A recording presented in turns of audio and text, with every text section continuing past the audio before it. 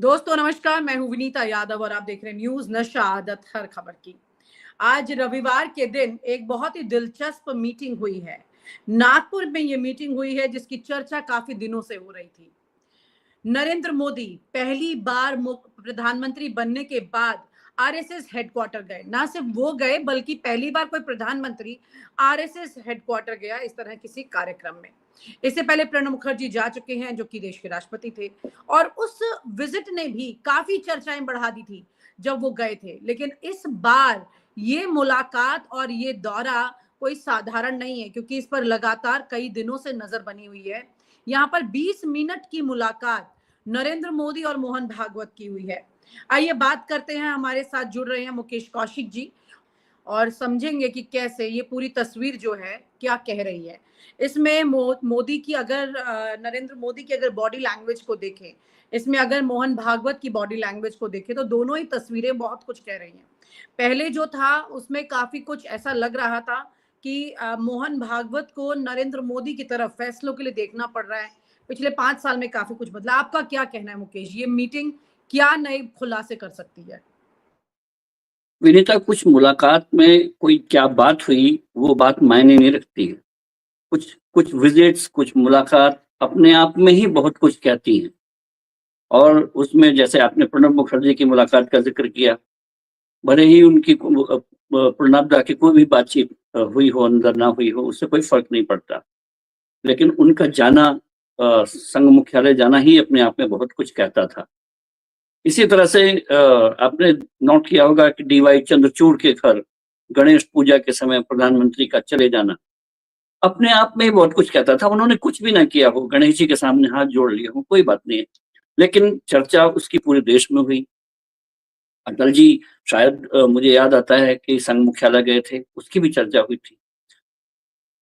प्रधानमंत्री किसी कहाँ जाएं, कहाँ ना जाएं, ये उनका स्वायत्त अधिकार है और ये सार्वभौमिक है। ये जैसे मेरा निजी अधिकार है कि मैं कहाँ जाऊं या कहाँ कहाँ न जाऊं, लेकिन प्रधानमंत्री के रूप में संघ मुख्यालय वो ऐसे समय गए जब वहां पर कोई कार्यक्रम नहीं था। उनको किसी ने न्योता नहीं दिया था, कोई ऐसा आयोजन नहीं था जिसमें प्रधानमंत्री को कोई रिबन काटना हो, फीता काटना हो। यानी कि वो अपनी न्योता नहीं मर्जी दिया से। था तो फिर ये टाइम फिक्स होना, ये कार्यक्रम डॉक्टर हेडगेवार का, ये अचानक से कहाँ से आया, क्या हुआ ये? मैंने कहा ना, इस यही सवाल खड़े करता है कि प्रधानमंत्री ने संघ मुख्यालय जाना उचित समझा, और संघ के साथ खड़े होना और डॉक्टर हेडगेवार के सामने नमन करना, ये जाहिर करता है कि प्रधानमंत्री ने इस सिंबलिज्म को अपनाया और संघ को ये बताया कि मैं आपके मुख्यालय आया हूँ, आपके आपके घर आया हूँ, आपके द्वार आया हूँ सिर झुकाने के लिए। तो ये अपने आप में है, क्योंकि अक्सर अटकलें चलती रही कि सरकार से संघ की अनबन है, वो प्रसन्न नहीं है। लेकिन लोकसभा चुनाव से पहले तो गए थे ना नरेंद्र मोदी नागपुर, लेकिन तब मीटिंग नहीं हुई थी, कोई भी नहीं मिले थे। तब उन्होंने जाना उचित नहीं समझा था, लेकिन बाद में जब पता चला, और ये वाली विजिट को ऑफिशियल किया गया है, वीडियो देखा है हम सब ने, सारी चीजें हैं, लेकिन तब वो सब चीजें रिकॉर्ड पर नहीं थी। मैंने कहा ना कि उन्होंने इस समय इस सारी मुलाकात को रिकॉर्ड पे लाना, उसको ऑप्टिक्स में लाना जरूरी समझा। मैं संघ से दरअसल मेरी जो इस यात्रा की शुरुआत हुई पत्रकारिता की, तो मैं बिल्कुल बता दूं आपको कि मैंने पांचजन्य से अपना करियर शुरू किया था। उस समय रहते हुए मैंने संघ को बहुत करीब से देखा, भारतीय जनता पार्टी को बहुत करीब से देखा, उनके रिश्तों को बहुत करीब से देखा। लेकिन मैं फिर भी कह सकता हूं कि इनके रिश्ते को मैं न उस समय समझ पाया था, न इस समय समझ पा रहा हूं। ये बड़े एक दिलचस्प तरह के रिश्ते हैं, जिसमें उस समय भी होता था कि कभी संघ नाराज है, कभी संघ खुश है, लेकिन कोई कहता नहीं था इस बात को कि संघ नाराज है या खुश है। ये हम सब लोग बोलते हैं कि लोकसभा चुनाव में संघ को उतना तरजीह नहीं दी गई। हालांकि उस समय पहली बार मुझे आश्चर्यजनक रूप से जो जेपी नड्डा का बयान आया था कि अब हम संघ की बैसाखी नहीं चाहिए, हम पैरों पर खड़े हो गए हैं, हमारे अपने कार्यकर्ता हैं। वो पहली बार मैंने देखा था कि एक डाइवर्जन था कि एक भारतीय जनता पार्टी का प्रमुख ये कहे कि हमें अब संघ की बैसाखी की जरूरत नहीं थी। यानी कि पहले थी, आप कहना ये चाह रहे थे कि पहले थी और अब हमारे कार्यकर्ता का बेस इतना बढ़ गया है कि अब हम स्वयं पूर्ण हो गए हैं और अब हमें संघ के कार्यकर्ताओं को चुनाव में लगाने की आवश्यकता नहीं है। लेकिन मैं फिर से बता दूं कि संघ जब ऐसे निराधार बातें सामने आई कि संघ नाराज है, तब संघ उसका खंडन कर देता है। लेकिन जब संघ नाराज है, ये छपता रहे और संघ चुप रहे, तो समझो उसका कहीं मौन समर्थन है, कहीं ना कहीं किसी से कहा गया है। तो ये दोनों के जो भारतीय जनता पार्टी और संघ के रिश्ते बड़े निराले हैं। इनको इनको बेयर आंखों से समझना, इसको किसी सोर्सेस से जानना बहुत आसान काम नहीं है।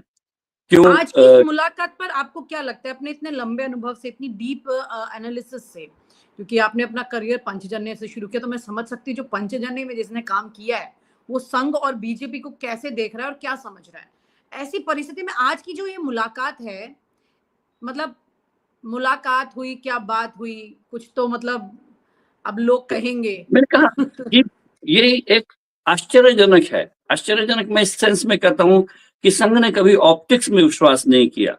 संघ हमेशा कहता रहा है कि हम एक सांस्कृतिक संगठन है। भारतीय जनता पार्टी हमारी एक ठीक है, लेकिन मुकेश जी राजनीतिक पिछले कुछ वक्त से संघ अपना पावर, क्योंकि उनकी बीजेपी जो है वो पावर में है, तो वो कंट्रोलिंग के लिए अपना कहीं कहीं एक उनकी उपस्थिति जो है खुलकर दिखाई देती रही है ऑलमोस्ट हर चीज में। यहाँ तक कि बीजेपी के कुछ बड़े फैसलों में भी पिछले 5 साल में नहीं दिखा था, उससे पहले 5 साल में दिख रहा था। पिछले 5 साल में दीवारें बढ़ गई, दरारें आ गई, लेकिन अब एक बार फिर से इस चुनाव के बाद में ये कमान वापस धीरे धीरे उधर जाने लगी और इतनी आ गई है कि नरेंद्र मोदी संघ मुख्यालय चले गए। पहली बार जब से प्रधानमंत्री बने हैं, पहली बार वो संघ मुख्यालय चले गए। विनीता, ये जो भारतीय जनता पार्टी और संघ का जो रिश्ता है ना, वो शरीर में बिल्कुल ऐसा है जैसे कि दिमाग और दिल का रिश्ता होता है। और अगर मैं ये कहूं कि दिल दिमाग से रूठ गया है या आंखों ने कानों की बात माननी बंद कर दी है, तो मुझे ये बिल्कुल अजीब लगता है या प्राकृतिक लगता है। लेकिन इतना जरूर है कि जो हम लोग अंतश्चेतना और हमारे अपने काम होते हैं, उन दोनों के बीच का एक द्वंद्व होता है। जैसे कि मुझे लगता है कि मुझे शराब नहीं पीनी चाहिए, मेरे अंदर से आता है और फिर भी मैं पी लेता हूँ। तो संघ, मुझे लगता है भारतीय जनता पार्टी की अंदरूनी चेतना है जो बार बार उसको बताती है कि वो आपको ये करना चाहिए, लेकिन भारतीय जनता पार्टी करती वो कुछ और ही है, उसको लत कुछ और है। सत्ता की एक लत होती है, सत्ता की भी लत होती है, तो पावर आरएसएस अपने को आप। क्या सत्ता की लत नहीं है? कांग्रेस को सत्ता की लत है और उसकी जो चेतना है, आरएसएस को सत्ता की लत नहीं है, संघ को नहीं पड़ी ये लत। ओवर द इयर्स लोग कह रहे हैं, जिसको मुझे कोई प्रमाण नहीं मिला कि संघ को 10 साल भारतीय जनता पार्टी की जो छत्र छाया, बरगद का और सत्ता का सुख मिला है, वो संघ के लोगों को बहुत रास आने लग गया है। वो अब वो दिखावे में भी यकीन करने लग गए हैं।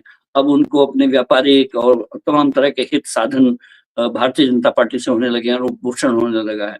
पहले संघ एक एक ऐसी पार्टी के साथ खड़ा था जो सदा विपक्ष में थी और सत्ता के वार झेलती थी, और उस वार झेलने वालों में संघ भी खड़ा था। जब जब भारतीय जनता पार्टी पर वार होते थे तो संघ पर वार होते थे। जैसे कि जो पूरा राम मंदिर आंदोलन चला, उसमें बाबरी मस्जिद जब गिराई गई तो बैन किस पर लगा? क्योंकि सामने संघ तो संघ नहीं था, बैन लगा संघ पर। यानी कि संघ हमेशा भारतीय जनता पार्टी की ढाल बन के खड़ा रहा।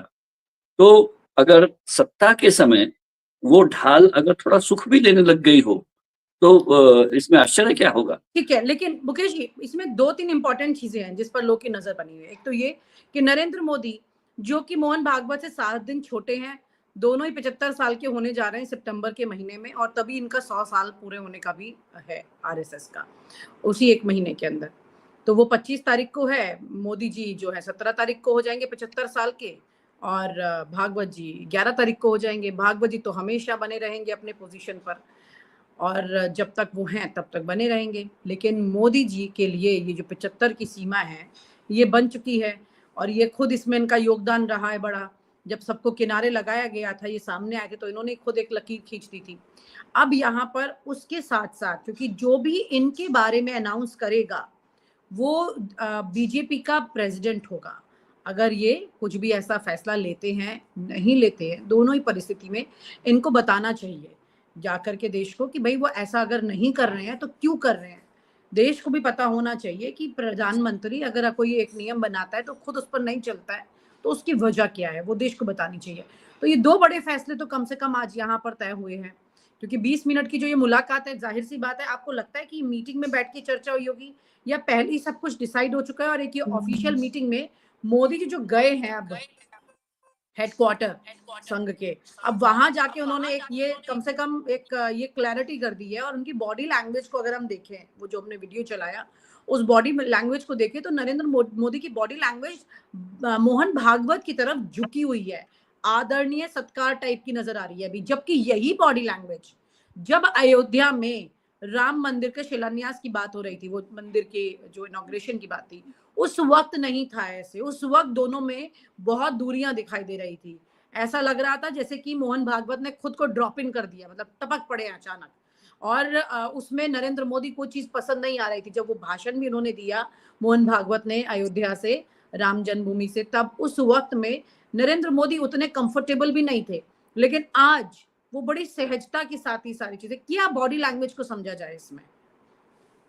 देखिए, जब राम मंदिर का प्राण प्रतिष्ठा हो रही थी, तब की परिस्थितियां और थी। उस समय भारतीय जनता पार्टी 400 पार के ख्वाब देख रही थी। उस समय राम मंदिर का प्राण प्रतिष्ठा के बाद ऐसा ऐसा हो जाएगा कि अब सब कुछ हमारे सामने, सत्ता की दूसरी चाबी खड़ी हुई है, और संघ उसमें साथ देने को तैयार खड़ा था। ऐसे में किसी की भी बॉडी लैंग्वेज में थोड़ा सा गुरूर आ जाना स्वाभाविक है। लेकिन उस गुरूर में 240 जब सीटें आई, तो वो कमी दिखाई दी उस गुरूर में। और वो सत्ता का सुरूर और गुरूर जब घटता है, तब वो बहुत लेवलर होता है। मुझे लगता है कि वो सुरूर और गुरूर की कमी है, जो इस समय के आचरण में दोनों में दिखाई देती है। आज संघ बहुत मजबूत स्थिति में है, और वो ऐसा नहीं है कि वो सिर्फ भारतीय जनता पार्टी के कारण, सत्ता में होने के कारण मजबूत हालत में है। आपने प्रतिनिधि सभा में संघ के आंकड़े देखे होंगे। उन्होंने जिस ढंग से अपनी पूरी प्रगति यात्रा को पेश किया, अगर आपने देखा होगा कि किस तरह से उनकी 72,000 से ऊपर शाखाएं हो गई हैं। इसी साल 10,000 शाखाओं में वृद्धि हुई है। सारे और हेडक्वार्टर्स बन रहे हैं, संघ जगह-जगह की पर बन रहे हैं। एक्सेप्टेबिलिटी, संघ की एक्सेप्टेबिलिटी, उसको उसको गर्व से नाम लिया जाना, हर जगह संघ को का रुतबा होना, तो ये संघ में दम्भ तो नहीं आया, लेकिन गर्व तो जरूर आया है। और वो गर्व का उठना और गुरूर का गिरना, इन दोनों से, दोनों में एक जो आचरण में आना चाहिए बदलाव, वो आज भी दिख रहा होगा। तो नए चेहरे का आपको लग रहा है कि अब इन्होंने डिक्लेयर कर देना है? ये मीटिंग हो गई आज, पहुंच गए हेडक्वार्टर मोदी जी, अब तो वो कम तो से कम चेहरे का नाम आ विनीता, जाना वो तो चाहिए सामने। मेरे ख्याल से जो नाम तय होने के बाद ही ये यात्रा हुई है। और ये बताने के लिए हुई है कि मुझे इसका एक मुझे मैसेज मुझे लग रहा है कि भारतीय जनता पार्टी अपना जो अध्यक्ष था, उसको बनवाने में कामयाब रही है, और उसको संघ के से एक्सेप्टेबल कराने में भी कामयाब रही है। ओके, यानी कि आप कह रहे हैं कि बीजेपी अपना राष्ट्रीय अध्यक्ष बनाने जा रही है, ना कि अगर संघ की मर्जी का। अगर संघ का थोपा हुआ अध्यक्ष भारतीय जनता पार्टी पर आ रहा होता, तो प्रधानमंत्री नरेंद्र मोदी को संघ मुख्यालय जाकर इतनी ऑप्टिक्स दिखाने की आवश्यकता क्या थी? अच्छा। वो तो फिर नाराजगी दिखाते, या अनबन-सी दिखती, या तनाव सा होता। लेकिन सब कुछ मुझे लगता है कि अब आपसी सहमति से हो गया है। क्योंकि अगर या फिर दूसरा बीजेपी केस ये हो सकता है सिनेरियो, कि जी, अध्यक्ष पूरी तरह से संघ के मन का बन रहा है, और प्रधानमंत्री ने वहां जाकर ये अपने आप को बताया है कि पार्टी और संघ में कोई फर्क नहीं है, अब हम दोनों साथ साथ चलें तो बेहतर है, सरकार और संघ में समन्वय रहे तो बेहतर है। तो मुझे लगता है कि ये एक कोऑर्डिनेशन काइंड ऑफ मीटिंग जरूर रही होगी, कि संघ किस तरह से भाजपा से अलग न खड़ा दिखाई दे, सरकार, भाजपा, संघ, इन तीनों के बीच में क्या स्मूथ रिलेशनशिप हो वो सकता है कि उन निटिग्रिटीज को तय कर दो। वो पहले भी तय हो गई होगी, लेकिन ये यात्रा ये बताने के लिए पूरी धरती को, पूरी पूरी दुनिया को, कि संघ और इस सरकार का मुखिया और भाजपा एक साथ खड़े हैं। तो मोदी जी फेविकोल लगाने में कामयाब हुए हैं। देखिए, मोदी जी फेविकोल क्या लगाए, मोदी जी तो खुद संघ के स्वयंसेवक हैं, वो उसके हाँ, कार्यकर्ता लेकिन रहे हैं। सत्ता में आने के और बाद की दूरी भी तो सत्ता साफ में है। आने के बाद जो हो सकता है, उनका जो किसी भी बर्तन का जो रंग उतरने लगता है, कलेवर खत्म होने लगता है, तो हर हर उसी बर्तन की जिसकी कलई उतरने लगती है, उसको जिस तरह से चमकाने की आवश्यकता होती है, और जिसको जिन रिश्तों को सुधारने की जरूरत होती है, वो कार्रवाई है। मुझे लगता है कि नरेंद्र मोदी को 1-2 बार पहले भी चले जाना चाहिए था संघ के मुख्यालय। अभी तक तो नहीं गए थे, उसकी वजह थी। अब गए हैं, उसकी भी वजह है। अब जाने से क्या होगा, ये भी एक वजह सामने निकल के आएगी। तो ये जो पूरी परिस्थिति अभी दिखाई दे रही है, आपकी कह रहे हैं कि 2 परिस्थितियाँ हैं इसमें। नंबर 1 कि बीजेपी का राष्ट्रीय अध्यक्ष जो है, वो अगर बीजेपी ने अपनी मर्ज़ी से आरएसएस से मनवाने में कामयाब हो गई, आपको लग रहा है ये कामयाब हो गई होगी? क्योंकि मोहन भागवत जिस तरह के तेवर के साथ मतलब पब्लिक पटल पर नजर आए, और जो चीजें उन्होंने बोली जनता के सामने सीधा, यहाँ तक कि उन्होंने अल्पसंख्यक वर्ग को भी मतलब अपने से अलग थलग नहीं मांगा, उन्होंने उसी शरीर का हिस्सा माना उसे। कुछ ऐसा नहीं कहा उन्होंने जिस विचारधारा को लेके बात, मतलब आरएसएस ये सोचने लगी है पिछले कुछ वक्त से, कुछ लोगों से जो मेरी बात हुई, कि जितना हिंदू मुसलमान इन्होंने किया उसकी वजह से उनको ये दिक्कत हो रही है कि ये हमारे विचार को बदनाम कर रहे हैं बीजेपी। इस तरह से बीजेपी के कुछ नेताओं ने अलग अलग वक्तव्य भी दिए, जिसकी वजह से उन मोहन भागवत को सामने आकर के कुछ ऐसी बातें कहनी पड़ी जिसमें सर्वधर्म की बात उन्हें कहनी पड़ी इस देश में। और इस तरह की चीजों को मतलब ये बहुत क्लियर है कि कम से कम अगर वो ऐसी बात करे, और यहाँ पर पिछले कुछ वक्त से ये भी हो रहा था कि मोहन भागवत की बात को लोग नजरअंदाज करने लगे थे और नरेंद्र मोदी की बात को मानने लगे थे, क्योंकि सत्ता वहां ज्यादा करीब थी, ये सत्ता का रास्ता जो है बीजेपी से होकर जा रहा था। ऐसे में भी मतलब काफी कुछ देखने को मिला, जिसके चलते काफी सख्त तेवर मोहन भागवत के सामने निकल कर आ गए। तो आपको क्या लगता है, मोहन भागवत इतनी आसानी से मानने वाले हैं कि बीजेपी का राष्ट्रीय अध्यक्ष बना दें, जबकि उनके राष्ट्रीय अध्यक्ष खुद उनको ही आईना दिखा चुके हैं? देखिए, अगर आपको ये लगता हो कि संघ से कोई नाराजगी मोल लेकर भारतीय जनता पार्टी का नेता बने रह सकता है, तो मुझे लगता है कि बहुत बड़ा मुगालता है। संघ का आशीर्वाद, संघ का साथ, संघ का समर्थन किसी भी भारतीय जनता पार्टी के नेता को नेता बनाए रखने के लिए बिल्कुल जरूरी है। अगर किसी पेड़ को पनपना है, भारतीय जनता पार्टी रूपी किसी भी पेड़ को पनपना है, उसके किसी नेता को पनपना है और जिंदा रहना है, तो उसको संघ की जमीन में खड़े होना होगा। संघ उससे अपनी बात मनवाता है। मैं आपको कई उदाहरण दे सकता हूँ इस बात के। जी। लाल कृष्ण आडवाणी ने जब जिन्ना को अपनाया था और बहुत अपने जो सलाहकारों की बात मानकर उन्होंने पाकिस्तान में जाकर जिनको सेक्युलर बोल दिया था, तो ये एक बड़ा मतलब एक संघ में बहुत ईश निंदा जैसी बात थी ये। जिस जिन्ना के खिलाफ संघ का पूरा का पूरा करियर खड़ा हुआ हो, पूरा वितान खड़ा हुआ हो, उस संघ, उस जिन्ना की तारीफ अगर आडवाणी ने की, तो आडवाणी का फिर आपने हर्ष देखा कि क्या हुआ। इतने टॉलेस्ट लीडर पार्टी के, लेकिन उनको साइडलाइन होना पड़ा। आपको जसवंत सिंह की याद है कि जिन्होंने जिन्ना पर किताब लिखी और अपने आप को एक बुद्धिजीवी और सेकुलर बुद्धिजीवी के रूप में प्रतिष्ठित करने की कोशिश की। उसका क्या क्या हुआ जसवंत सिंह का? ऐसे एक नहीं, मैं हजार उदाहरण। कल्याण सिंह का क्या हुआ, जिन्होंने संघ के साथ नाराजगी मोल लेने की कोशिश की थी? इतने बड़े टॉल लीडर्स का क्या हुआ? तो अगर आप ये मानते हैं कि संघ की नाराजगी कोई नेता मोल ले सकता है, तो और फिर पार्टी में जिंदा और सशक्त रह सकता है, तो वो बहुत दूर की कौड़ी है। भारतीय जनता पार्टी को ये पूरी तरह से एहसास है। इसीलिए अगर कोई अध्यक्ष चुना होगा, उसमें रजामंदी ली ही गई होगी, और उस रजामंदी न सिर्फ ली गई है बल्कि वो सब विजिबली दिखाया जा रहा है कि यस, हम और संघ दोनों मिलकर कुछ जो भी नया फैसला हो रहा है, चाहे वो अध्यक्ष का हो या सरकार चलाने का हो या समाज को आगे बढ़ाने का हो या मुद्दे तय करने का हो, ये दोनों की सहमति से हो रहा है। ठीक है, तो इसका मतलब कुल मिलाकर के यहाँ पर जो परिस्थिति है वो ये है कि नरेंद्र मोदी को संघ की माननी होगी। भारतीय जनता पार्टी को माननी होगी, मोदी को माननी होगी, सबको माननी होगी। हम्म, क्योंकि अगर घर में रहना है तो पिता की माननी होगी, या फिर अपना घर बसा लीजिए, बोल दीजिए कि हमें आवश्यकता नहीं है और फिर झेल लीजिए। हम्म। तो जल्द ही बीजेपी के राष्ट्रीय अध्यक्ष का चेहरा अब आ जाएगा सामने, अगर मुझे इस लगता है कि अमेरिका ये की सिर्फ मीटिंग से पहले तय हो राष्ट्रीय चुका अध्यक्ष है। का ही नहीं होगा, यहाँ पर फैसला सिर्फ राष्ट्रीय अध्यक्ष का ही नहीं है, एक बहुत बड़ी रूपरेखा, एक दीर्घकालिक जो योजनाएं पार्टी की, संघ की हैं, वो अनफोल्ड होनी शुरू होंगी। उसमें उत्तराधिकार कौन होगा, आगे चलकर पार्टी किसको चेहरा बनाएगी, डिलिमिटेशन होगा, किस तरह से होगा, त्रिभाषीय फार्मूला पर किस तरह से अमल करना है, इस देश को जोड़ के कैसे रखना है, जातीय जनगणना नहीं होगी, होगी।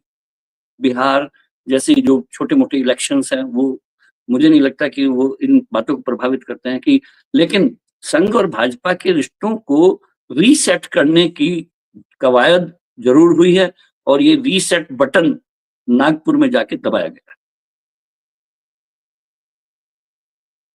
रीसेट बटन तो दबा दिया है, वहां तक मोदी जी चले भी गए इतने सालों के बाद में फाइनली। अभी तक जो नहीं गए थे इतने सालों से, उसकी क्या वजह आपको दिखती है? वो अगर खुद मतलब डेफिनेटली वो खुद संघ से ही है, तो संघ मुख्यालय जाने में उन्होंने इतनी देरी क्यों लगाई? देर है दुरुस्त है, तो उनको सत्ता खुद में थे, मुझे सत्ता के नशे में थे, क्या था? कभी कभी प्रोप्राइटी का सवाल भी होता है इसमें। व्यक्ति एक को लगता है पीएम कि का संघ मुख्यालय जाना भी तो एक कि बड़ा क्वेश्चन अपने आप है, में वो भी तो एक विवाद है, क्योंकि इंदिरा गांधी ने तो संघ पर बैन लगाया था, इसे कम्युनल संस्था बताया था, देखो, इंदिरा जमाते गांधी ने इस्लाम नहीं, की तरह। महात्मा गांधी की हत्या के तुरंत बाद संघ पर बैन लगा था, इमरजेंसी में संघ पर बैन लगा था। 1992 में बाबरी मस्जिद के ढहाने के समय संघ पर बैन लगा था और तीनों बार जब भी ऐसा हुआ तो पॉलिटिकल फैसले से संघ पर से बैन हटे।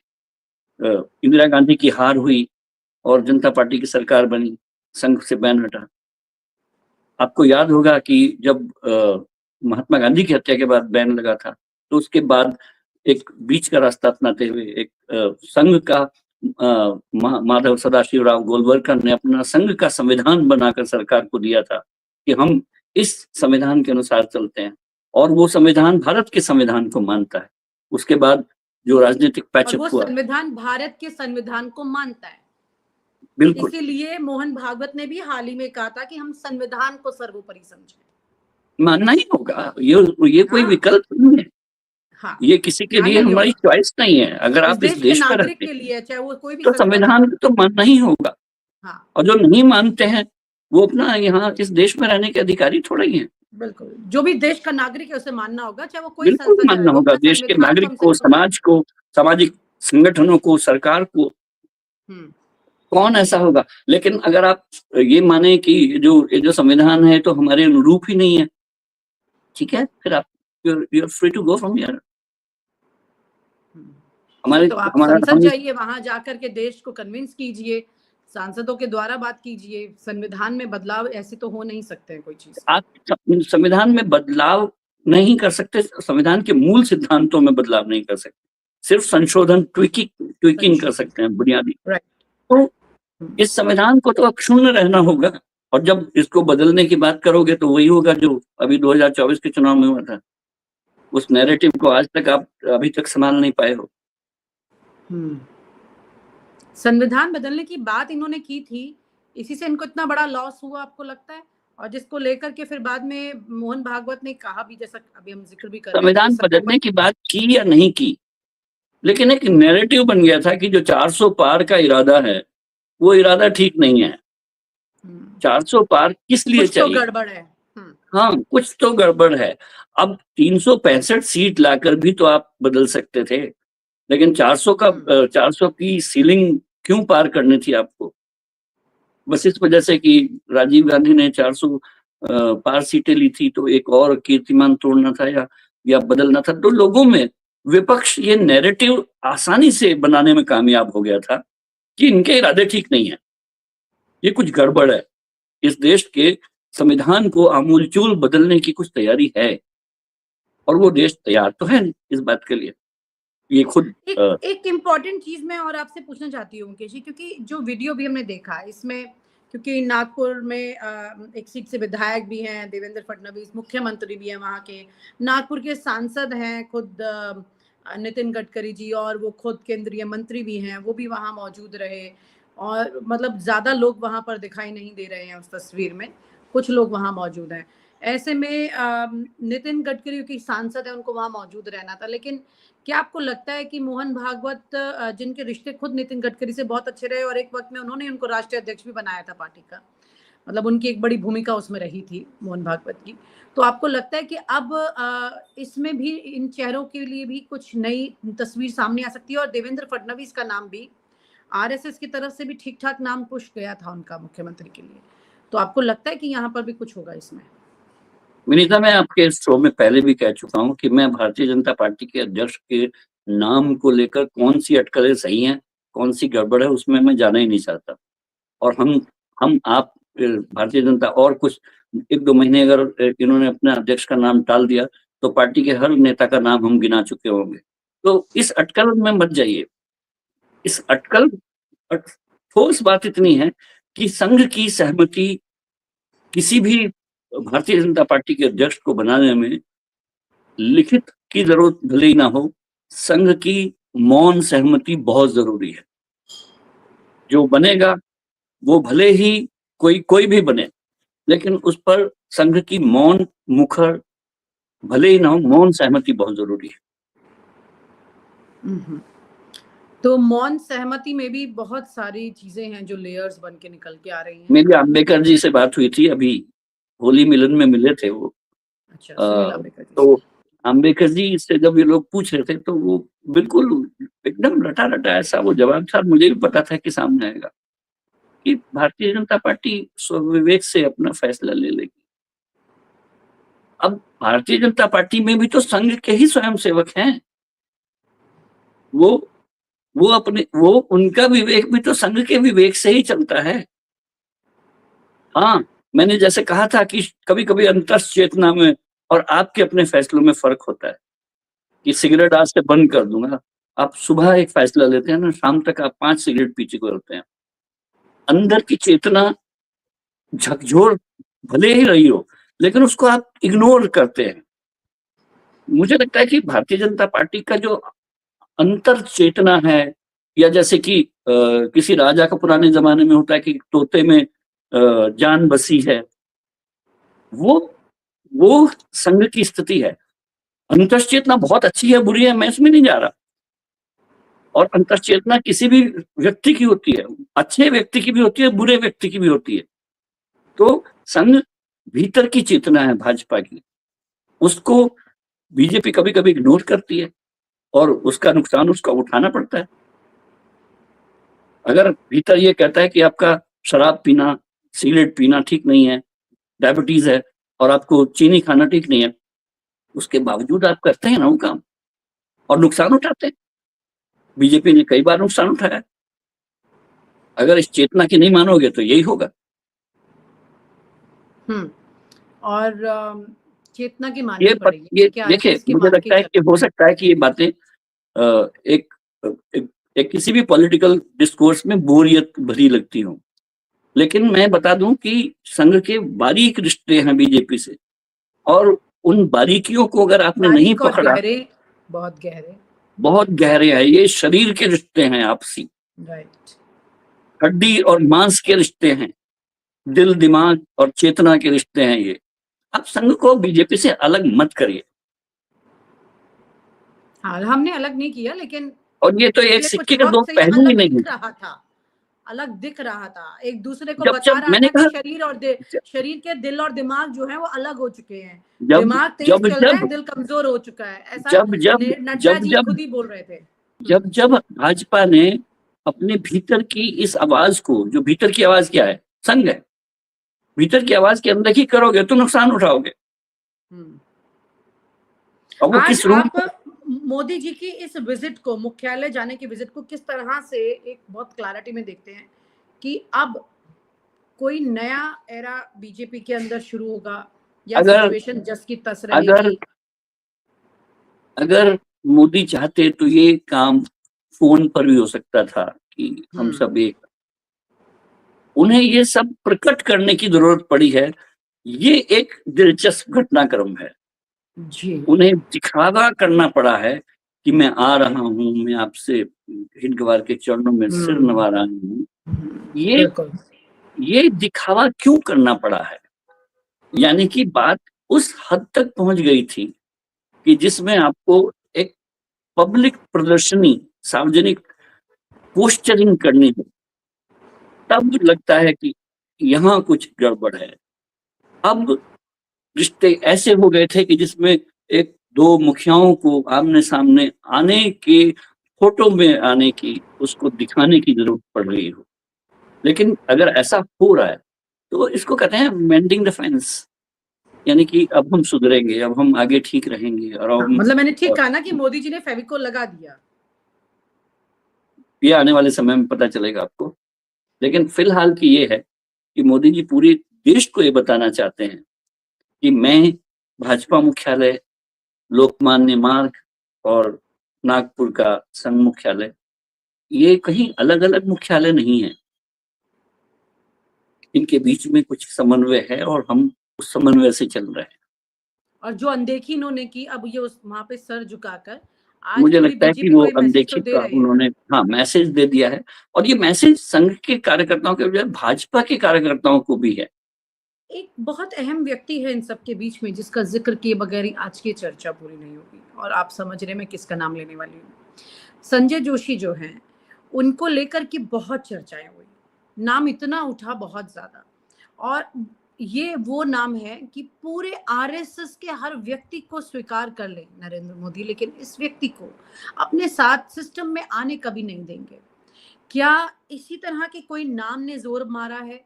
क्योंकि आरएसएस में भी संजय जोशी के नाम की चर्चा अच्छी खासी हुई है कि प्रेसिडेंट की पोजीशन के लिए या महामंत्री की पोजीशन के लिए इस तरह से करके संजय जोशी को वापस एक्टिव पॉलिटिक्स में लाया जाए।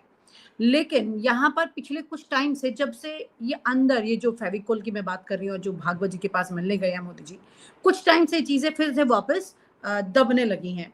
तो क्या संजय जोशी के नाम से इतना डर हुआ कि वो पहुंच गए हैं हेडक्वार्टर, वहां पर हाथ जोड़कर आज मिल रहे हैं मोहन भागवत से, वहां सर नवा रहे हैं?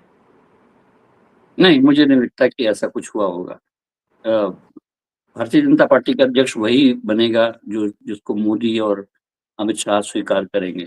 पर और अमित भारतीय शाह तो जनता पार्टी का खट्टर का नाम आया था आरएसएस से, और खट्टर भारतीय के नाम जनता को पार्टी में लेके मेरी में अभी अधूरी बात हुई थी। भारतीय जनता पार्टी का अध्यक्ष वही बनेगा जो मोदी और अमित शाह को या टॉप लीडरशिप को स्वीकार हो। लेकिन भारतीय जनता पार्टी का अध्यक्ष वही बनेगा जो संघ को भी स्वीकार होगा। ये आपस की स्वीकार्यता का सवाल है। एक दूसरे पर नाम थोपने के बजाय एक दूसरे के नामों को एक्सेप्ट करने का सवाल है शायद। मतलब सबको चलना चाहिए, आरएसएस को भी, अमित शाह को भी, नरेंद्र मोदी को भी, सबको स्वीकार बिल्कुल। होना चाहिए तभी और बनेगा। जिस दिन ऐसा कौन सा अगर नाम ऐसी अस्वीकार्यता आई तो दो फाड़ होंगे लोग। है? ओके। ये कैडर है, बीजेपी का एक कैडर है, दो संघ एक फाड़ तब कैडर नहीं हो जाएगी संगठन जब है। एक व्यक्ति को चुनेंगी और दोनों ही अपनी मर्जी से उससे काम करवाना चाहेंगे, आरएसएस इसीलिए भी तो और वो बीजेपी भी, फिर ऐसा तो होगा ही नहीं, ऐसा ये होगा ही नहीं। तभी तो भारतीय जनता पार्टी के अध्यक्ष चुनने में इतनी देरी हुई है। कुछ तो है, ऐसा कौन कुछ। सा चाणक्य बुद्धि लेकर आएंगे जो दोनों को संभाले तराजू में बराबर तरीके से?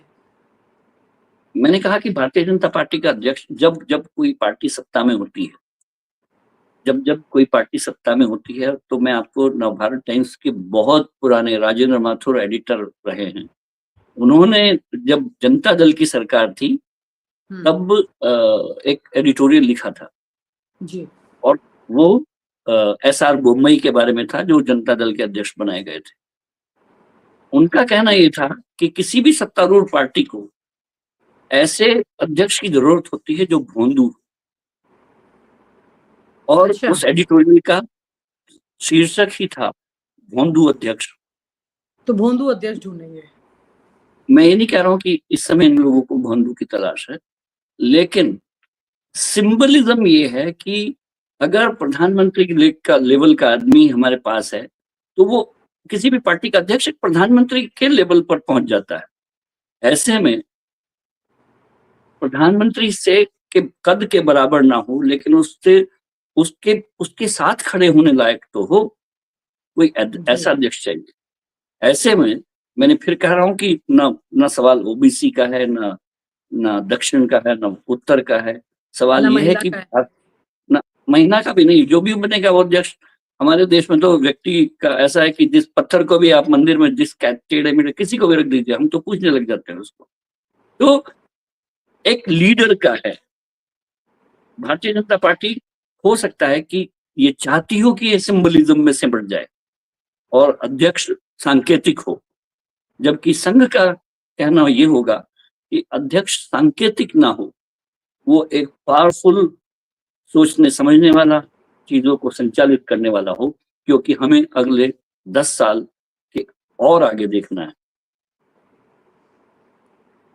अच्छा, मतलब तेज दिमाग अब का आप चाहिए।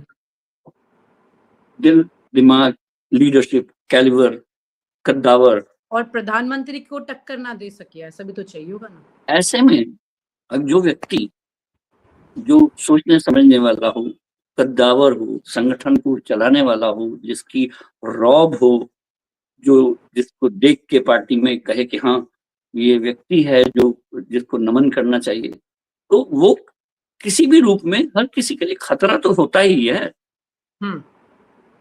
पता नहीं कब, अभी तक तो दिमाग ठीक है, लेकिन कुर्सी पर आके क्या बिहेव कर सकता है। जी। ये खतरे, ये पॉलिटिक्स में ये खतरे बहुत बड़े होते हैं। अपनी कुर्सी पर बने रहने के लिए न सिर्फ अपने को साधना पड़ता है, बल्कि पार्टी को साधना, विपक्ष को साधना, देश को साधना, ये आसान काम थोड़ी है।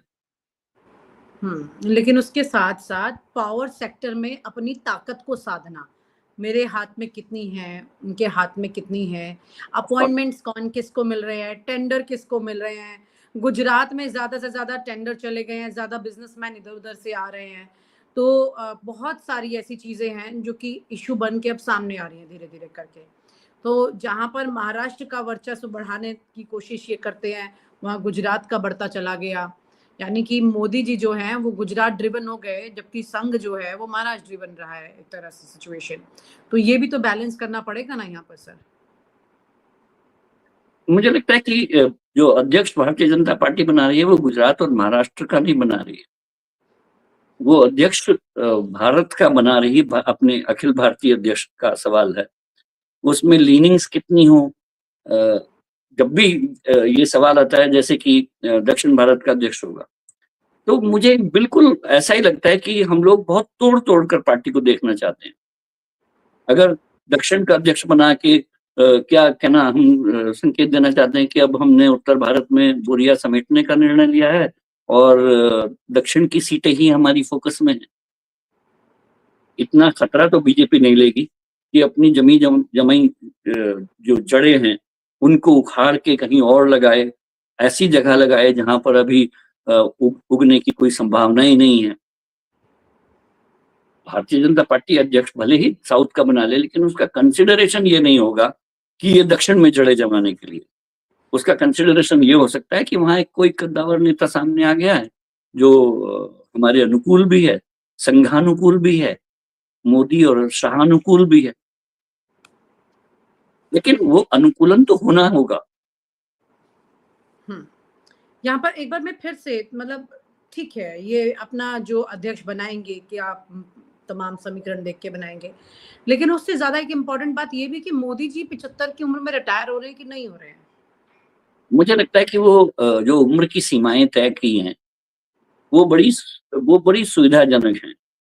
अच्छा, वो किसी पर लागू होती हैं, किसी पर नहीं लागू होती हैं, और वो अच्छा। तब लागू होती हैं जब मैं चाहता हूँ। ये सवाल उठाने वाला बीजेपी में कौन है कि आपकी उम्र 75 की हो गई है, अब आप हट जाइए। तो उमा भारती ने हाँ, ठीक ही कहा था कि मोदी जी जो हैं वो तमाम नियमों से परे हैं। बिल्कुल परे हैं, जब तक वो कुर्सी पर सत्ता में है, शीर्ष पर हैं, वो परे हैं। लेकिन मैंने मैं उसी अंतश्चेतना की बात कर रहा हूँ, जिस जो संघ की अंतश्चेतना है। वो अगर चेतना ये कहती है कि भई ये नियम हम सबने आपस में नियम तय किए थे, इसको लागू करने का समय है। बीजेपी कहे कि नहीं, नहीं, अभी छोड़ने का ये नियम इस मामले में अपनाने का नहीं है। तो संघ की चेतना तो ये कहेगी कि ये सबके लिए है। भाजपा का मन ये कहेगा कि ये ऐसा नहीं होना चाहिए। ये सवाल उठाने वाले बीजेपी में भले ही ना हो, लेकिन उससे बाहर और लगभग वैसा ही डीएनए वाला अरविंद केजरीवाल तो है ना। जी। जब अरविंद केजरीवाल ने चुनाव से दिल्ली के पहले बीजेपी से कई सवाल और संघ से सवाल किए थे, तो ये भी सवाल आया था कि मोदी जी रिटायर कब होंगे, उन्होंने सवाल किए। कई लोगों ने इस पर रैली शुरू कर दी थी कि ऐसा ऐसा नहीं है, कोई फालतू की बात है ये, कि कोई रिटायरमेंट नहीं होगा। तो उस समय भी केजरीवाल ने क्या कहा था? केजरीवाल ने कहा था कि ये बात जैसे कि मैं कुछ कह रहा हूँ तो पार्टी के लोग खड़े हो जाते हैं कहने के लिए, नहीं नहीं नहीं, आप ऐसा नहीं होगा, वैसा नहीं होगा। लेकिन ये बात अभी खुद नरेंद्र मोदी ने नहीं कही है कि मैं 75 में रिटायर नहीं होऊंगा। पार्टी वाले तो कहेंगे ही। और रिटायरमेंट कोई समय सीमा तय थोड़ी होती है पार्टी पॉलिटिक्स में। जैसे कि 75 की सीमा होने के बावजूद येदुरप्पा सीएम बने थे, उनकी उम्र उससे अधिक थी। केरल में मुरलीधरन को जब टिकट दिया, उनकी एज 83 थी, और अभी भी ऐसा है जो पार्टी में 75 को क्रॉस कर चुके हैं। तो ये एक नोशनल एक नोशनल लाइन है कि 75 है तो अब राजनीति से हटने या नोशनल वानप्रस्थ। लाइन है, यानी कि हाँ, मोदी जी ये का तो कोई बिल्कुल। मूड नहीं है अभी रिटायर होने का। अरे क्यों होगा, क्यों क्यों होगा? नहीं एक होगा? सत्ता उनका में बैठे ग्राफ, व्यक्ति को। अब तो कुछ सर्वे भी धीरे धीरे कहने लगे कि उनके ग्राफ में गिरावट आ रही है। क्यों नहीं होगा? ये आप कहेंगे, उनको तो नहीं लगता। उनको तो लगता है कि वैसे भी वो उन्होंने कहा ऐसे। था मैं तो हिमालय चला जाऊंगा, उसके लिए भी तो वक्त वो तो, चाहिए। और उन्होंने उन्होंने तो ये भी कहा था कि मैं अलग धातु का बना हुआ हूँ। लेकिन बाद में उन्होंने माफी भी तो मांग ली, मतलब उन्होंने ये कहा था कि मैं मनुष्य हूँ, कोई देवता नहीं, नहीं, एक इंटरव्यू में। वो बात वो अलग है। वो गंगा मैया के सामने खड़े होकर जो कहा था कि कभी कभी मुझे लगता है कि मैं बायोलॉजिकली पैदा नहीं हुआ हूँ, मैं माँ की गोद से निकला हूँ, वो डिफरेंट था। लेकिन मैं अलग धातु का बना हुआ हूँ, ये उन्होंने रिटायरमेंट एज के संदर्भ में कहा था। जब रिटायरमेंट की बात हुई तो उन्होंने कहा था कि मुझे तो अलग धातु का बना हुआ है। तो ये धातु अगर अलग है तो 75 में 75 की थोड़ी हुई है। वो तो अच्छा। अभी उनकी हो सकता है युवा उम्र में है वो। अच्छा, मतलब हमारे यार आपकी उम्र उम्र है, बट वो उम्र से भी परे है। भारतीय जनता पार्टी में कौन और ये व्यक्ति है? आरएसएस को नहीं दिख रहा है, ये आरएसएस इस पर ऑब्जेक्ट नहीं करेगी, या नहीं किया होगा ऑब्जेक्ट आज? करेगी तो आज इतनी इंपॉर्टेंट मीटिंग थी। ऑब्जेक्ट ऑब्जेक्ट अगर करेगी तो वो मुझे हम किसी न्यूज चैनल के सामने नहीं करेगी। ओके। वो इतना खुल के नहीं होगा। जैसे हम अपने भीतर ही बोलते रहते हैं कि ऐसा नहीं होगा, ऐसा होना चाहिए, ऐसे ही संघ भी अपने भीतर बोलता है, और संघ के बोलने के अपने तरीके रहे होंगे। और मैं फिर से अंडरलाइन कर दूं कि मैं उस संघ में रह के, संघ के अखबार में रहते हुए भी ये समझ नहीं पाया था कि कब संघ नाराज होता है और कब खुश रह जाता है। और उसके अपने गुस्सा दिखाने या संतोष दिखाने के अलग अलग उपकरण हैं। वो मुझे तब भी अनजाने थे और आज भी अनजाने हैं। कम से कम बाला साहब देवरस से लेकर कुप्सी सुदर्शन और रज्जू भैया, उसके बाद मोहन भागवत, इन सबको मैंने इस कार्यकाल को इस उम्र में देखा है पत्रकारिता की। और एक बात जरूर नोट की है कि इनमें सबसे डिफरेंट मोहन भागवत है। ओके। वो अपने आप, उनकी सोच मॉडर्न सोच है, वो बहुत बहुत आगे सोचने वाला व्यक्ति है। देवरस पुराने सरसंघ चालुक्य की लकीर पर चले थे। सुदर्शन जी अपनी बातों में मैवरिक हो जाते थे और उनकी बातों को कहीं पकड़ लिया जाता था। गुज्जू भैया संघ में सुधार चाहते थे, लेकिन वो उसको मॉडर्न बनाने के उतने आउटलुक में नहीं थे। मेरी खुद उनसे बात हुई थी, मैंने उनसे कहा था कि हमको क्यों क्रिकेट या बैडमिंटन जैसे आधुनिक खेल अपनाने नहीं चाहिए, क्यों हम लोग अभी भी इस ड्रेस को अपनाए हुए हैं जिसको युवा लोग पहनने में कंफर्टेबल महसूस नहीं करता है। तो उन्होंने साफ कहा था कि ये सुधार आवश्यक हैं, लेकिन अभी संघ इसके लिए तैयार नहीं है। लेकिन मोहन भागवत ने वो हिम्मत दिखाई, पूरा हाँ, गणवेश उन्होंने बदल लिख दिया, करके पैंट बना दी। उसको गणवेश बदल दिया उन्होंने।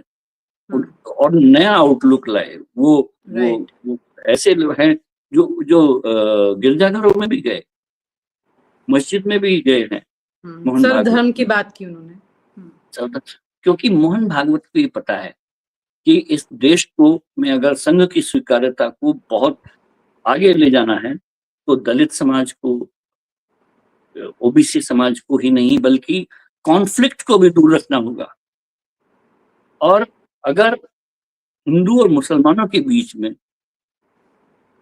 जो एलिमेंट सिर्फ एक दूसरे को, जब तक ये पॉलिटिकल एलिमेंट है इसका, वोट को रैली करने का, ध्रुवीकरण का, तब तक ही उचित है। लेकिन अगर ये समाज में बबल बन के फटने लग गया, तब खतरनाक हो सकता है।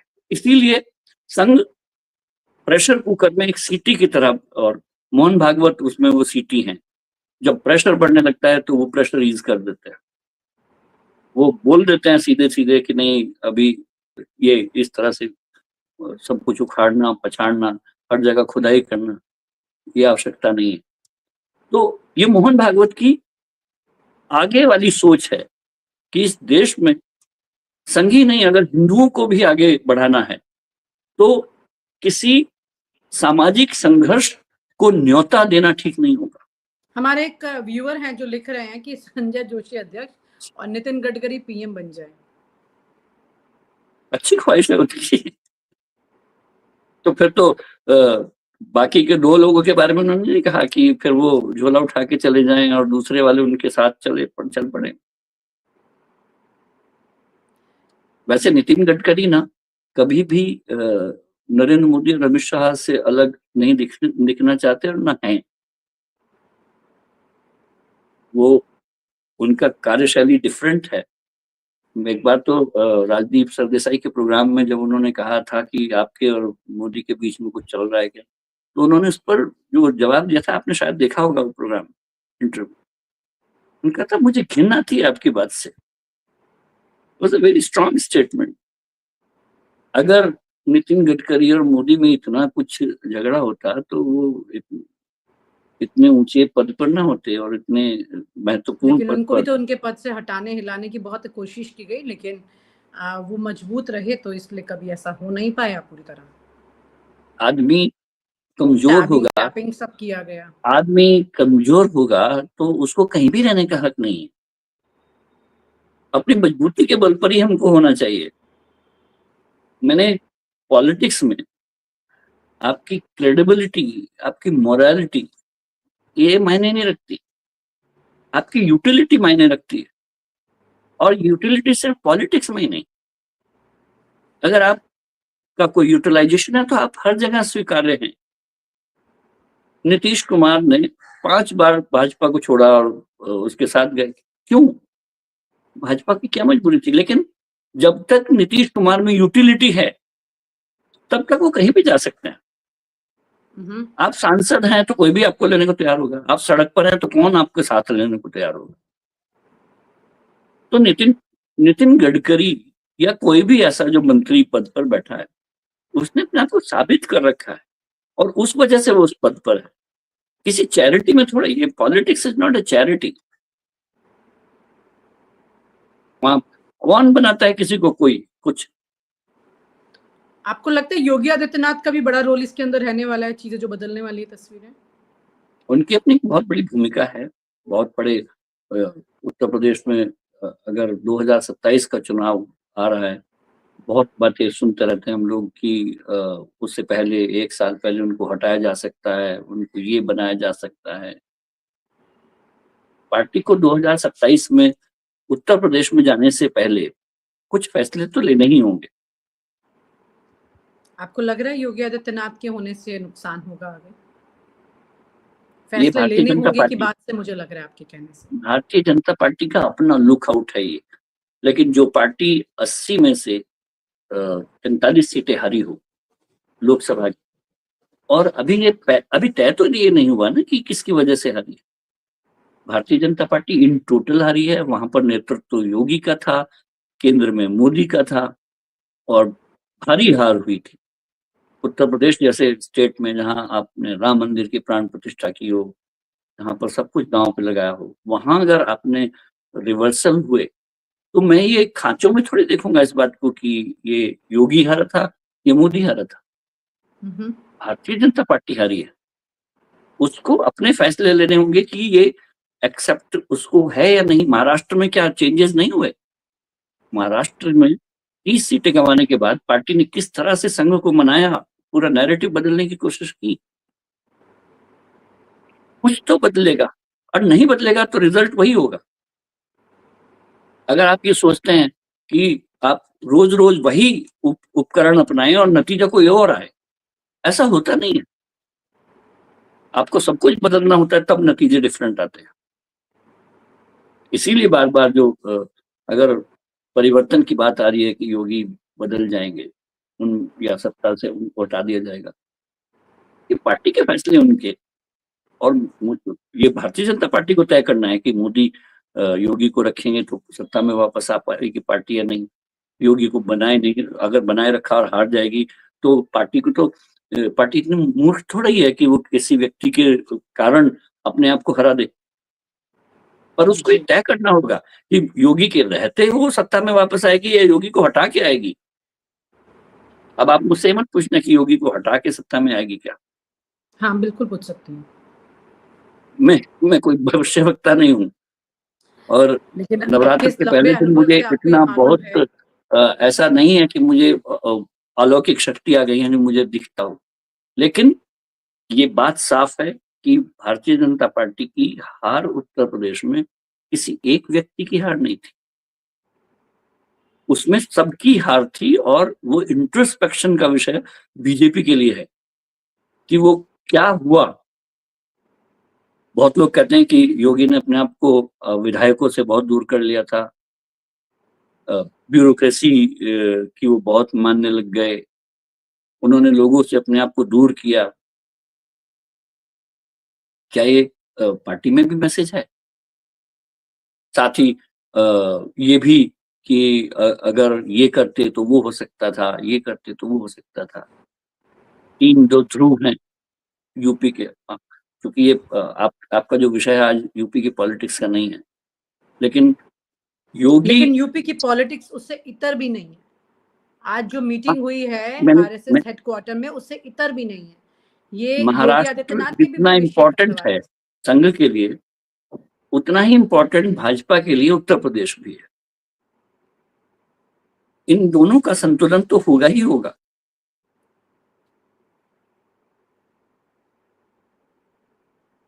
राइट। काफी दिलचस्प चीजें, मुझे लगता है कि आपको क्या लग रहा है, ये कितने दिनों के अंदर तस्वीर साफ हो जाएगी? इस मुलाकात का असर कैसे दिखाई देगा? आखिरी सवाल। हमारी दिक्कत ये है कि हम लोग डेडलाइन पर चलते हैं, जर्नलिस्ट लोग। और राजनीतिक दलों की के लिए लेवरेज ये है कि उनको कल अखबार नहीं छापना होता, या 1 घंटे बाद कोई बहुत टीआरपी नहीं लेनी होती। वो अपने फैसले बड़े मंथर भाव से ले सकते हैं। तो मुझे नहीं लगता कि ये बहुत तेजी से कुछ होगा, लेकिन जो कुछ होना है उसके बारे में फैसले हो चुके हैं। ओके। अब वो सिर्फ अनाउंसमेंट की इम्प्लीमेंटेशन के स्तर पर बचे हैं। तो मोहन भागवत एक बयान को मैं कोट करता हूँ। वो कह रहे थे कि मैं दिखने में बहुत सर्वशक्तिमान लगता हूँ संघ में, मैं सरसंघ चालक हूँ, लोगों को लगता है कि इसकी बहुत बड़ी अ, आखिरी से है। तो लेकिन मैं आपको बता दूं कि मुझ तक आते-आते फैसले लिए जा चुके होते हैं अब और आपने बात अलग, हाँ जी जी, आप पूरी मु कीजिए बात। मुझे तो बताया जाता है कि ये हमने फैसले ये हैं, अब आप बोल दीजिए ये। तो निचले स्तर पर फ़िल्टरेशन की जो प्रोसेसेस है, वो फैसले ऊपर तक पहुँचते सरसंघ चालक का फैसला बन जाता है। ये एक कैडर बेस्ड संगठन की खूबी है, भाजपा की भी है। लोगों को लगता है कि मोदी और अमित शाह ही सारे फैसले लेता होंगे, लेकिन हो सकता है कि बहुत सारी लेयर फ़िल्टरेशन की लगे और लगते अब ऊपर जब नाम पहुँचा कि 2, उसमें अमित शाह और मोदी ने कहा नहीं, ये 2 में से ये ठीक है। तो लेकिन इन दोनों के पास भी तो सिर्फ 2 ही नाम पहुँचे ना।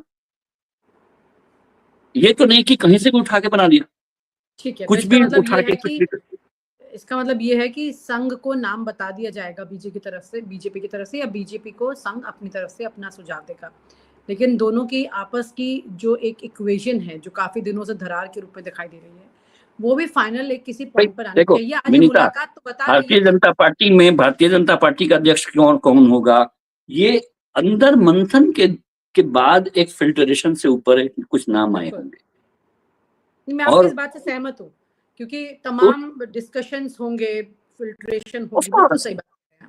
उनको एक एक पूरा संगठन चलाना है, हाँ, पार्टी ऐसा चलानी है, नहीं है कि सरकार चलानी यही व्यक्ति है और इस व्यक्ति को सीधा बना है। देना है, फिर बस ये उसके लिए भूमिका हो बन गया। रही है। हाँ, उसके लिए भूमिका बनाई जा रही है, बस उसके लिए तैयारी की जा रही है, ऐसा नहीं है। लेकिन और नरेंद्र मोदी को 2014 में ऐसा मौका मिला था कि ये व्यक्ति है और उसके लिए ही तैयारियां की गई थी। 2014 एक डिफरेंट स्टोरी थी। उस समय भारतीय जनता पार्टी का ब्रांड की तलाश थी, एक ऐसा चेहरा जो जो सबको स्वीकार्य हो। दूसरी ओर मनमोहन सिंह सरकार, चाहे वो जैसा भी वातावरण बन गया हो, ऐसा लगता था कि बस अब इसको उखाड़ के फेंकना बहुत ज़रूरी हो गया है। ये वातावरण बना था और अ, ऐसे में नरेंद्र मोदी एक उभर के सामने आए। लाल कृष्ण आडवाणी ने जब यही बयान तो दिया था कि अ, नरेंद्र भाई को जो ये लोकप्रियता मिली है वो तो ठीक है, लेकिन ऐसा वातावरण बन गया था कि मनमोहन सिंह सरकार को लोग उखाड़ फेंकना चाहते थे। तो उन्होंने इस सरकार को हराया है। उनका कहना ये था कि जिताया नहीं है, कांग्रेस को हराया है और मोदी उस जीत का चेहरा बन चुके हैं। और इस पर हम आपने सबने मिलके काफ़ी समीक्षाएँ की थी कि इसका बयान का अर्थ क्या है। 2014 और 2024 में मार्क्ड डिफरेंस है। 2014 में भ्रष्टाचार के आरोपों में आकंठ डूबी सरकार की हार थी और बीजेपी का उपहार उस समय उसको रिप्लेस करने के लिए था। और उस समय मुझे लगा था कि ये सेक्युलर राजनीति का वध था, मतलब वो खत्म था। 2019 में राष्ट्रवाद की जीत थी, जिसमें पाकिस्तान पर हमने सर्जिकल स्ट्राइक की, एयर स्ट्राइक की और देश इतना खुश था कि मोदी को अकूत बहुमत दिया। 2024 में हिंदुत्व की राजनीति की हार हुई। वो विकास देखना चाहता था, जबकि आप उसको कुछ और बेचना चाहते थे। ये सबक मुझे ठीक से लिया पार्टी ने, इसका मुझे संकेत नहीं लगता। कहीं पार्टी को ये लगा है कि हम शायद पोलराइजेशन ठीक से नहीं कर पाए। अगर ये पोलराइजेशन ठीक से कर पाते तो इतनी हार ना होती। मुझे नहीं लगता कि ये एक अच्छा सबक है।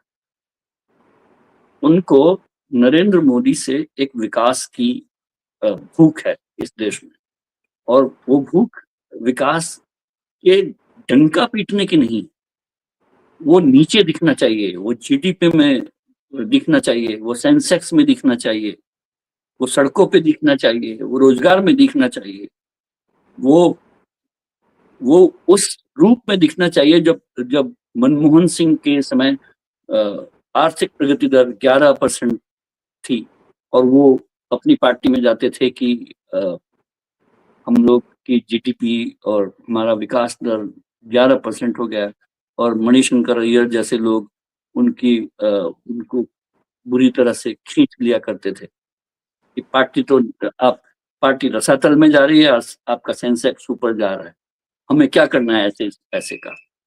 लेकिन ओवर द इयर्स हुआ ये कि चाहे सेंसेक्स धराशायी हो, जीडीपी धराशायी हो, आपका नोट अगर नीचे चला जाए, लेकिन उससे राजनीतिक लोकप्रियता घटने पर वो परिलक्षित नहीं हो रहा है, क्योंकि जब जब ऐसा होता है तब तब हम कुणाल कामरा डिस्कस कर रहे होते हैं, राइट।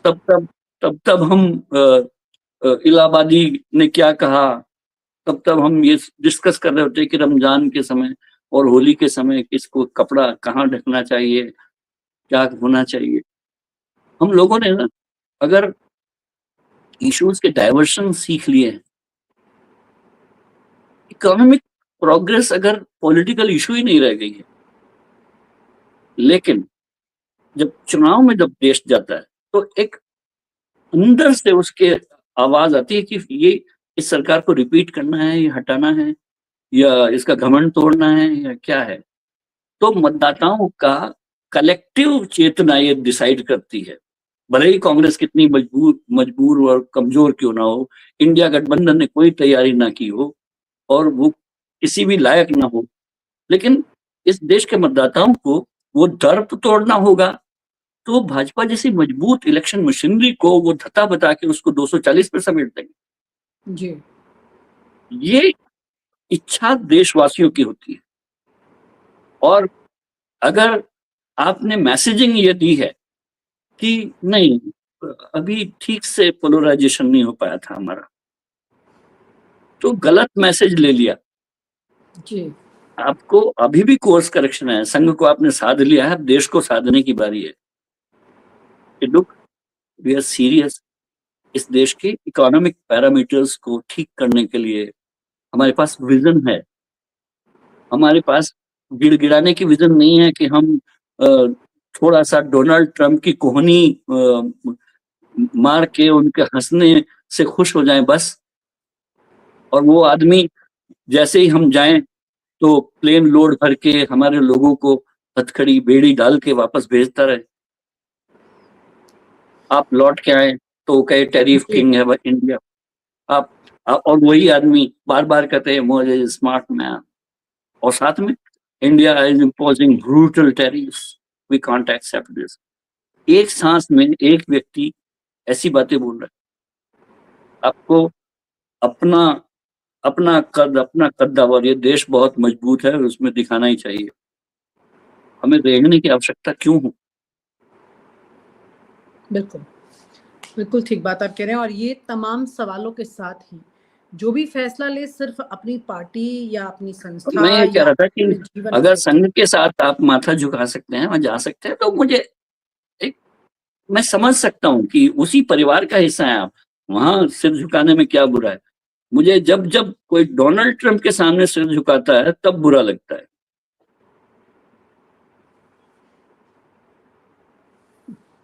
बिल्कुल ठीक बात आपने की है। जाहिर सी बात है कि वो देश का सर होता है, किसी व्यक्ति विशेष का नहीं होता है। यहाँ पर बहुत बड़ी बात है ये। देखना यही होगा कि अब आगे संघ और बीजेपी के बीच आज के बाद कोई नया अध्याय शुरू होने जा रहा है, पन्ने पलटे जा रहे हैं। इसका असर अब देखने को मिलेगा, क्योंकि इस मुलाकात तक बहुत कुछ लंबित था, वेट कर रहा था, लेकिन अब वो यथार्थ में दिखने लगेगा, क्या परिस्थितियाँ सामने निकल कर आती हैं। बहुत-बहुत शुक्रिया। Thank you so much Mukesh ji. बहुत अच्छी चर्चा रही आपके साथ, तमाम मुद्दों पर चर्चा रही, और ये चर्चा बिल्कुल निष्पक्ष चर्चा थी। इतने सालों का आपका लगभग 30 वर्ष का अनुभव आपका रहा है, और इस अनुभव में आपने ये तमाम निचोड़ जो है इस चर्चा में आज सामने रखा है। बहुत-बहुत शुक्रिया। Thank you so much. और आप हमसे जुड़े रहने के लिए सब्सक्राइब करें YouTube पर, फॉलो करें ट्विटर पर और लाइक करें Facebook पर। और ज्यादा जानकारी के लिए आपको टाइप करना होगा सिर्फ न्यूज़ नशा।